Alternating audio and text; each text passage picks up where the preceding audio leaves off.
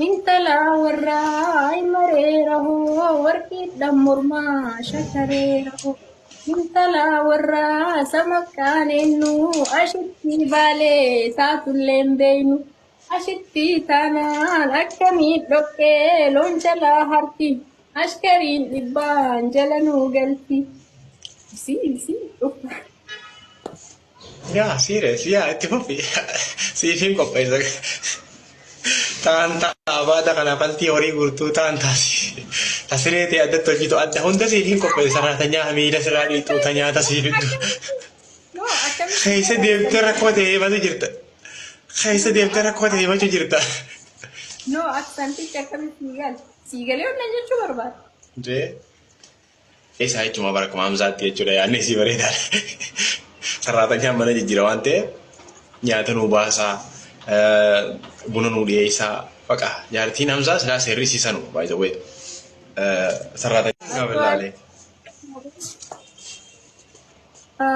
Asho ashila gurba oro bona bashila haikora isa haibona isa infuru jette ode site hamatun garan gobe site haikora isa haibona isa tagaba nasde musune nuho hamza hararge ta umbe nuho hamzi etana ni nomma dufa wallahi billahi tina tufa ya hamza kiya wasi jalada shamsi baru kidamata shamsi baru azarari ma hamza ni no pata kana mama desi jan asori no pata kana ande tilende Tino fu figara tumi. Aye, teknika sirreeffannaa nuuf obsa.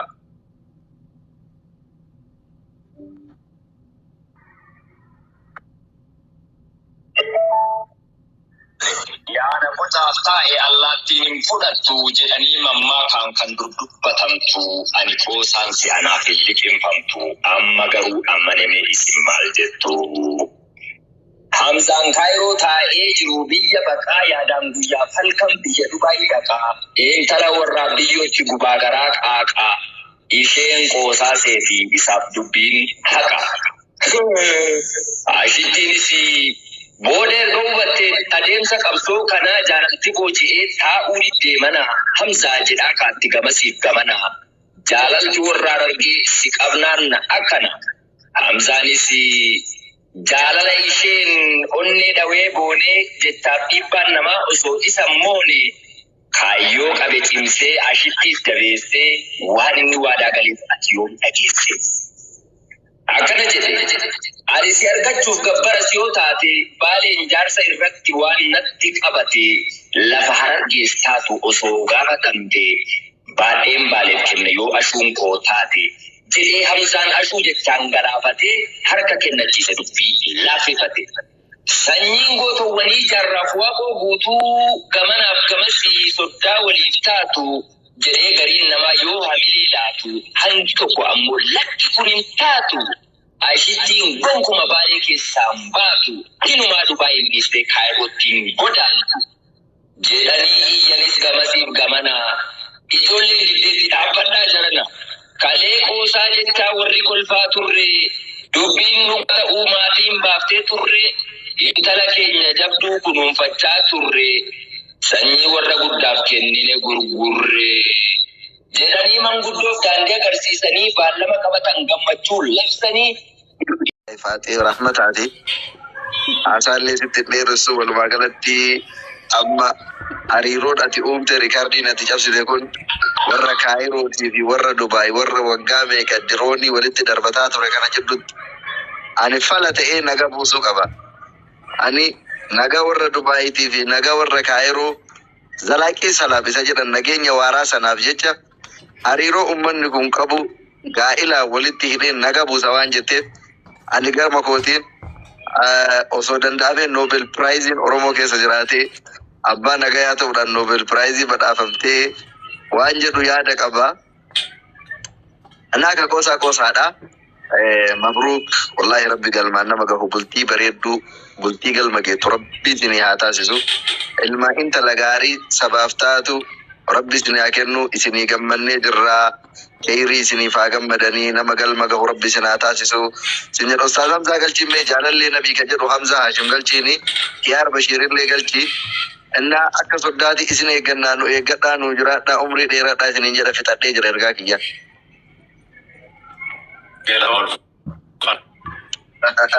Dr. Khalifa welcome. السلام عليكم. وعليكم السلام ورحمة الله وبركاته. يا قلتوما صداتن كينيا أبولين كينيا أبولماتو آنما كوري دنگلي. نسي عاشتي دماشتي عاشتي في همزة لأن بقى قمدني بقى والفوتني سنيجي شور بعدا.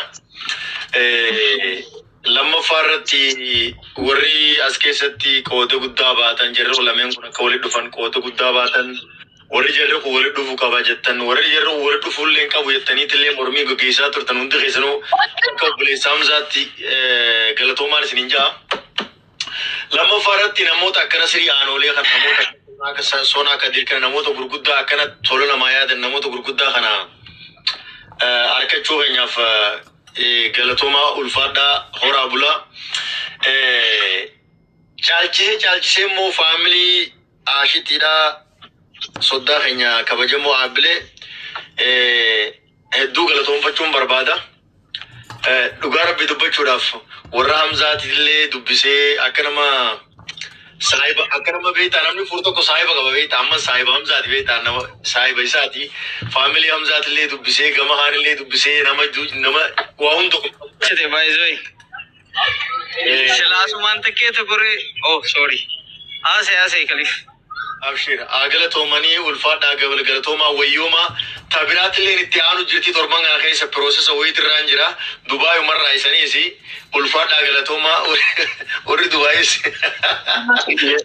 يروتو كونالي نوعما وعليكم السلام نوعما هاريرو ورا كايرو دي في وانتا وجدت اللي أكا Oromo warasi komando di farar gedi tille maki oro kiari akka no kenne tan barbaanna akka warra Dubai tille ta satto makabal wanjira mujira kennani buratu entalti warra Dubai bilashi le miti entalti warasi komando le bilashi miti maki no genna ajiti te sanfurata gafa maki dachi Cairo ra bararte Dubai tibude nulle ajiti asiyachi ergina tolle gurrachina butu bodan dage nanjina غربا كياري كان عليه متى كان اللي فرّا كان نسينا ما يادا فكاتو انت لسي كودا جرا أو متى فرّا كان نسو بكدكت هوجينا بالبلم يوغم يوان تبربا نقول أن أوفا صدومان تنا في كرا دبلوماسي في كرا نجات أمتي جتة يوغان يقولوا تورنتين إقلتهم فاجراتا جتة ما كي هر كسي ني إلى أكاونتي هاروا ما با أون تندر بيتكنا أكوما جابا يكايسي أولغال جي نسي أستاذ همزة ويلكم بقى نجا نفته إنتنا فوتو إنه عاشتي في كتير أبتان جراني بيك كا تبرلي أركشا جراني كنا بودا دابتو هريرون كنا هريرون نتي ولين كمنو وعلى ماني أكا आवाज दी कोमंडो दी फरार के तिल्ले अकवर रखायरो दुबई तिल्ले हरिरोन अम एगले में कुन डबला दे ममले पूरा रान हेरू मर्रान डबला दे नमले वान अड्डांचे तो मिथि जल अभी गाड़ी पुन्नु पक्का नुफताऊ मैं उस्तादम दाखिलो पे कररा नुके नितनी इसानल्ले वरसंगी मोती kana wali nille wan hara egalle o jedani itti daballara kon ko bukara egalle ra واتا كجرا نسري aye ulfata kana soma yeroo baay'ee karaa dippiloomaasiitti amana ani immoo karaan dippiloomaasii kun bakka itti naa ta'ullee qaba bakka itti na didullee qaba. This for you kiyo. Okay bro. Amma kino abaaboo kanaan nama wayii simachuu eegaa jira. Asitti shawadaara jedhi. Nasri. Ati waan maraayin beektaa intalli tun intala Dubaay jirtu. Dubaay jechuun biyya maalii akka taatellee biyya jaalalaati biyya guddoodha. Yeah, about ashitti soddota hojii jirraa quba qabaadhu. Na so kana waan taateef Nasri waan maraa itti ilaalii injiraa miire bakka ashitti lamanuu kennanii ashitti fudhatu qaban jedhaani. Kanammoo Kaliifii fi jaalalleen Nabi Ustaaz Hamzaa fa'aa hundi keessanuu jechaadha. Dubbii tana laaftutti ilaalina. Yoo warri biyyaa murtii kennallee asii kennuun anaaf nasrii qabdi, anaaf nasriin immoo akkamitti akka gad lakkifnu keessan marii jajjaba gaggeessuu qabaanna. Abshir. Kanaafuu Dubai nana Ustaz karraan Ustaz Hamzaati Kiyaar dhugaa dubbatu faga maatii isii amansiisuun hin ulfaanne Dubai irraa Kaayiroo geessuun chaalenjii guddaa qaba. Kanaaf Kiyaar miutu godhe. Eessa jirta sila Kiyaar? Airportii jira. Eenyu kunu? Nama diaspora wayiitti dhufa. Okay. Ayyee innaa akkasii Ustaz dubbadha isin. Ayyee ulfaata galatooma hundi keessa walitti qabamtanii gartee sagalee ni jiraami? Ni jira. Hamza yoo dandeesse suuraa kana kaasi. Itti fufi Ustaaz. Akka gaariitti jira. Hamza suuraa kaasuuf waa kottu. Ayyee Hamza yeroo jettanii beeytanii egaa Hamza isa gartee mushurraadhaa fi Hamza speeshaal akkasitti yaama amma guyyaan kan isaa waan ta'eef. Akkasii wanni jechuu barbaadu maali? Dhugaa dubbachuudhaa fi maaliif namni waan jaallatee itti amane tokko namni hojiin agarsiisa. Obboleessa keenya Hamzaa kana. Hamzaan saahiba kiyya qaaliidha. Hedduun jaalatamumsa qabu. Nama kabajaa qabu. Anammaan dura dubbadheetin jira. Ilaal maswaatinnatii meeqa kaffaltanillee dubartii jaallattan yoo dhiiftan isin dhiiraa miti jedheen jira. Wanni kanarra dhaabbadhee dubbadheeffam darasaa ta'etti darasummaa keessatti wanni baradhee guddadhee hadiisii ergamaa Rabbii sallallahu alaihi wasallam waan nu barsiisee jira. Maali wanni sun? Tazawwajul waluuda dubartii ofii keessanii jaallattanuu fi kanaaf ilaa sadarkaa lubbuun keessan dhabamuutti dubartii jaallattan daawoloonni numa gootan inshaallah shakkii tokko malee jechuudha. Obboleessa keenya Hamzaa kanarraa waan guddaa tokko namni qabsoo gartee bilisummaa Oromoo bilisummaa keenya tana bilisummaa baasuudhaaf uummata Harargee irraa nama qabsaa'ee jira. Nama achi as beeta ragaa godhatee jira. Garuu inni waan garateef Rabbiin har'a kunoo harka isaatti galchee jira. Wala hawla wala quwwata illa billah. Kun immoo maali gammachuu guddaa natti dhaga'amaana. Akkamittiin anjaa Oromoo kutaa tokko raafuuchuun qabu amma booda. Kutaa tokko raafuuchuun qabu. Laazima Harargeen Jimma raafuuchuu qabdi, Arsii Wallagga raafuuchuu qabdi, wal keessa gartee gaafa gartee soddomni kan baay'atu ta'e namni arrabsu walitti keessoo adda waliin qoodu jechuudha. Wanni amma obboleessi keenya Hamzaan jalquun itti fufuu qaba.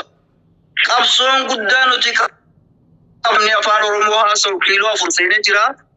Amma walitti fuunee walitti heerumnu amma bilisummaa dhugaa kan barbaannu yoo ta'e waliigaltee akka Oromoon gartee gandaa waliin akka Oromoon gartee waliin nuti gochuu qabnu kutaalee Oromiyaa keessaa walitti fuuchuu qabna. Awwaaj dhagaa hundi waliif dabarsa baarakallahu fiikum.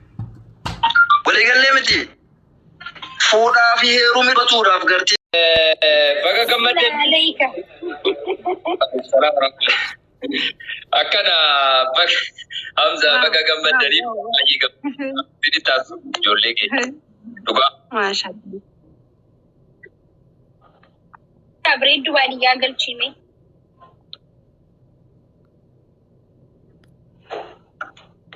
You are our hero, bro. Wallahi, sagaleen kee jechoonni kee akkaataan ati walalootti mana dho'isiftee aruusni kanaa miti ittuma fufaa sponsora si goonaa fuuluu duraaf itti fufitti jabaadhu siin jenna. Wallahi abshir habibi. Warri Dubaayii jechuudha jaallan kiyya warri Dubaayiitti argamtan jechuudha dhugaadha intala keessan jechuudha gara Kaayirootti gaggeessuutti gadda guddaatu isinitti dhagahamaa waa hedduu waliin dabarsine waa hedduu wal biraa qabna warri Dubaa'ii obsaa homaa gochuun hin danda'amu. Gaafa allaattiin rafu qocaan socho'a yoo ta'e isuma socho'eetu taa'urra si qooyyee jedhan Ustaaz Raayyaan waan ta'eef jechuudha. Isuma hojjetan argate ijoolleen illee wal biraa bareeddi rabbi jiruu isaanii waliin haa miidhagsu. Amma irratti jaalaluma facaasu jaalaluma hojjechuu kana wanti barbaachisu waan ta'eef jechuudha. Hamza gurbamata qootoo bakasitti tolle asumaanuu jechuudha warra Dubaa'iin xiqqoo girgirii itti buufte. Dhugaa baay'ee namatti tola. Wanti gabbara nyaannu hin jiru, wanti gabbara illee itti qabannu hin jiru. Nuti keessattuu Islaamaa obboleeyyanii. Kanaaf intalli teenna gaafuma dhalattuu ta'e isaaniiti nuuf warruuf waliin tokko gaafa dhalannuu rabbi waliin nu uume waan ta'eef wanti anillee gabbara kophaatti illee nyaadhee jiru, wanti namni biraallee gabbara kophaa nyaadhee jiru. Zabanni zabana shari'aati, zabana islaamummaati, zabana gabbaraati miti. Kanaaf intala islaamummaadhaan kennanee gabbarri wayiitu hin jiru, wanti bullukkoo kophatti uffannee hin jiru. Siin jedha obboleessa kiyya noode. Kanaaf seetee malee intalli shari'aan heerumte. Galatoome lakki qoosaadhaamaaf malee haa ta'u gabbarri maaliin jedhu sirnuma aadaama keessa dabarre jechaadhaaf kaasee kan biraa obboleettiin teenna Hamzaan obboleessi keenna shabaaba wal jaalataniitu walirraa tolaniitu walitti dhufee uummata keenya moo uummata Harargee ana akka godhitti nafsa hin qabuu fi hedduu jaaladha. Wallahi hedduu waan jaaladhuu fi natti tolu.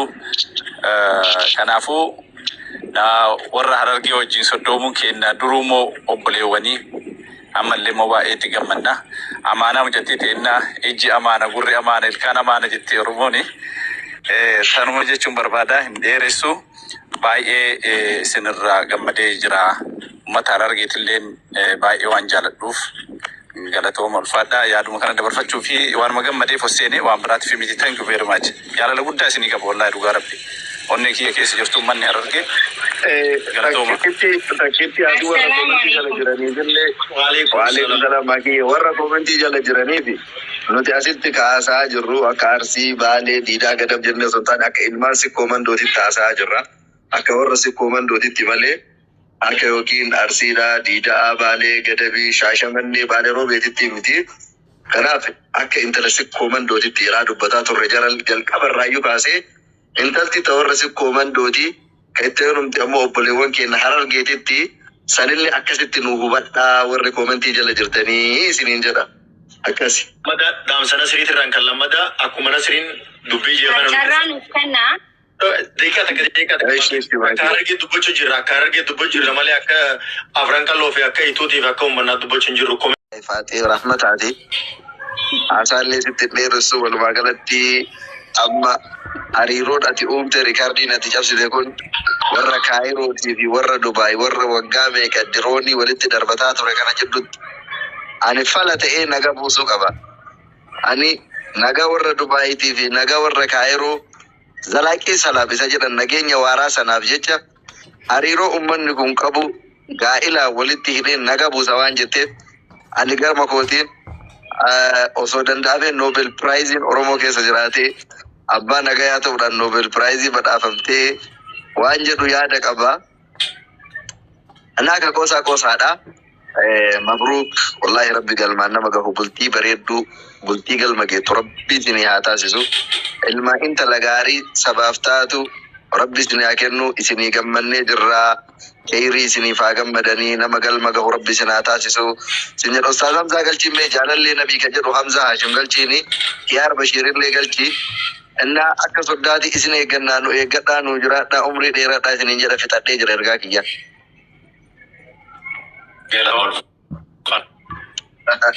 Dr. Khalifa welcome. Assalamu alaikum. Wa alaikum assalam wa rahmatullahi wa barakatuh. Yaa galatooma soddatan keenya obboleeyyan keenya obbolumaatu aanumaa kori dangalee.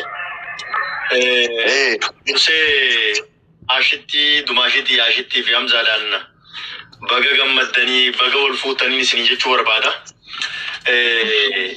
Lammaffaa irratti warri as keessatti qooda guddaa baatan jarri lameen kun akka walitti dhufan qooda guddaa baatan warri jarri kun wali dhufu qaba jettan warri jarri kun wali dhufu illee qabu jettaniit illee mormii gaggeessaa turtan hundi keessanuu akka obboleessa Hamzaatti galatoomaan isiniin jaa.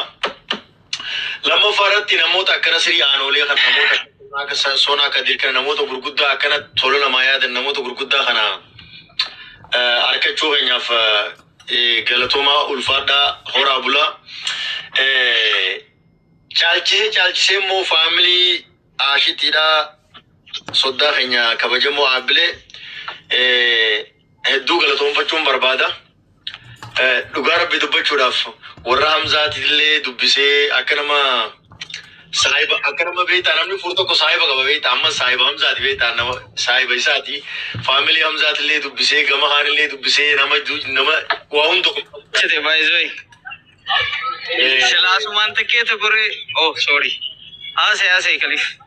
Abshir galatoomanii ulfaadhaa galatoomaa wayyoomaa tabiraatillee itti aanu jirti torban kana keessa piroosesa wayiitirraan jira Dubaay umarraa isaniis ulfaadhaa galatoomaa warri Dubaayis yeroo tokko laale nu amma hariiroo warra Kaayirootii fi wanta hojjetutti illee akka Oromoo warra Sikkoo Mandootiif Harargeetitti illee maakii Ooroo Kiyaari akka nuu kennitan barbaanna. Akka warra Dubaayitti illee sattoo maqqabal waan jedhamu jira kennanii fudhatu. Intalti warra Dubaay bilaashii illee miti. Intalti warra Sikkoo Mandoo illee bilaashii miti. Maakii nuu kenna achitti teessan fudhadha. Gaafa maakiin achi Kaayiroo irraa barartee Dubaayitti buute nullee achitti asii achi ergina. Tunillee gurra cinaa buutu booda dhageennan jedhina. Gurbaa Kiyaarii kanaallee mataa kanallee ofirraa qannasii nama yaadaa fakkaadhu intala si fuudhaa jirra. Mataa ofirraa qannasuu bakka dhaqetti hojiin naa bilbilame.